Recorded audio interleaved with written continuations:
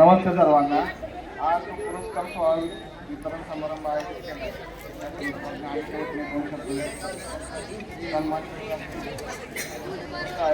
अध्यक्ष मुख्याध्यापक सर्व शिक्षक वृंद व उपस्थित मान्यवर माझ्या लाडक्या माझ्या बहिणी बालचंद्र, आजचा दिवस हा माझ्यासाठी व संपूर्ण कुटुंबासाठी केवळ आनंदाचा नाही तर अत्यंत भावूक आणि अभिमानाचा आहे. जागतिक महिला दिनाचे औचित्य साधून निष्कृष करकम या संस्थेने माझ्या मातेचा जो सन्मानित केलेला किंवा सत्कार केलेला आहे तो आमच्यासाठी एक अभिमानाची गोष्ट आहे. कारण की ज्या शाळेत आम्ही लहान 5वी पासून ते 10वी पर्यंत शिकलो, ज्या शाळेत घडलो, ज्या सर्व शिक्षकांच्या आम्ही ज्या चांगल्या गोष्टी अनुमोदित करून पुढे प्रवास केला, त्या शाळेत आमच्या मातेचा सन्मान होणे म्हणजे आम्हाला सर्वात प्रामुणिक आणि भाग्याची गोष्ट आहे. मी तुमच्यापैकी एक बसत होतो. आम्ही 2003-04 ते 10वीची बॅच आहे माझी. त्या दोन्ही इंग्लिश शाळा ही पहिली आम्ही बघत होतो त्यावेळेस ते शुक्रवारपेठ त्या ठिकाणी होती, त्यातून इकडे शिफ्ट झाली. त्यापासून बरेच वेळा इंग्लिश स्कूलची प्रगती आज मी पाहत आहे. त्या आनंद होत आहे की या इंग्लिश स्कूलचा खूप सारा अभिमान बी आहे की आमची शाळा, माझी शाळा, माझा अभिमान बी आहे. आमच्या आईचा जो सन्मान केला आहे त्या संदर्भात मी ह्या सर्व इंग्लिश स्कूलच्या मुख्याध्यापक, शिक्षक वृंद व सर्व संचलित कमिटीचा मी मनापासून आभार व्यक्त करतो. व जो आईने आमच्या कष्टामध्ये जो आम्हाला उभं केलं ते 2 मिनिटात तुम्हाला सांगतो. कारण की बऱ्याच लोकांना माहीत नाही की आम्ही शिक्षण कसं केलं किंवा कसं आम्ही इथपर्यंत आलो. 2003-04ला ज्यावेळेस 10वीचा पेपर होता त्यावेळेस आमची परिस्थिती खूप हालाकीची होती. आम्ही कसे आई मला कष्ट करून ही शिकवण देत होती.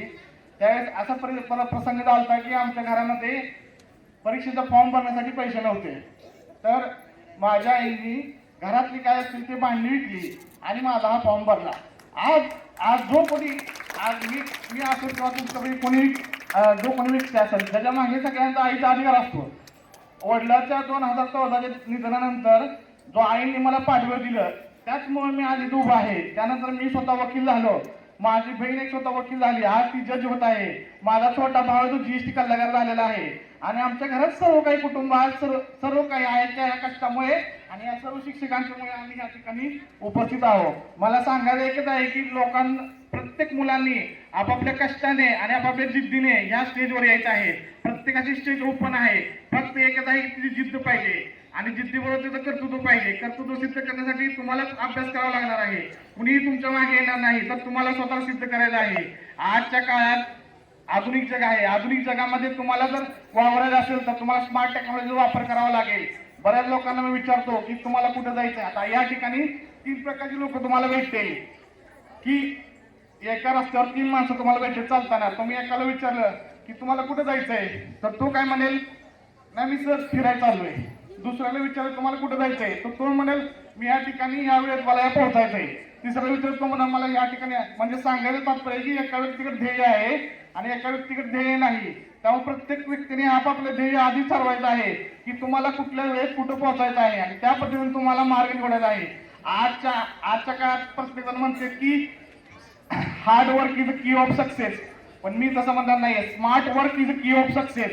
म्हणजे तुम्हाला आजच्या काळात हार्ड वर्क करायचं नाहीये तर स्मार्ट वर्क करायचं आहे. कारण की आजच्या काळात जे स्मार्ट टेक्नॉलॉजीज आहे टेक्नॉलॉजीला अवलंबून सगळ्या विद्यार्थ्यांनी AI चा वापर केला पाहिजे, नवीन घडामोडी वापरल्या पाहिजेत आणि आजच्या युगात हे आपल्या आधुनिक भारताला हे पुढे नेलं पाहिजे. आज AI चे युग आहे, त्यामुळे सगळ्यांनी आधुनिक टेक्नॉलॉजीचा वापर करून जगाला घडवलं पाहिजे आणि या भारताचं उद्याचं भवितव्य घडवलं पाहिजे. या सर्व विद्यार्थ्यांना मी आणि या शिक्षकांना माझ्या आईचा सन्मान केल्याबद्दल मी सर्वांचा आभार व्यक्त करतो.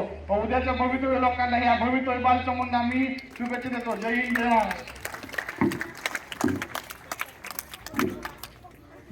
धन्यवाद अरुणभाई. खरंच समाजाला एक आदर्श व्यक्तिमत्व आपण निर्माण केलं किंवा भाभीने निर्माण केलं. या कष्टातून आपलं साम्राज्य उभा राहिले, त्या कष्टाला पुन्हा एकदा प्राचार्यातर्फे सलाम.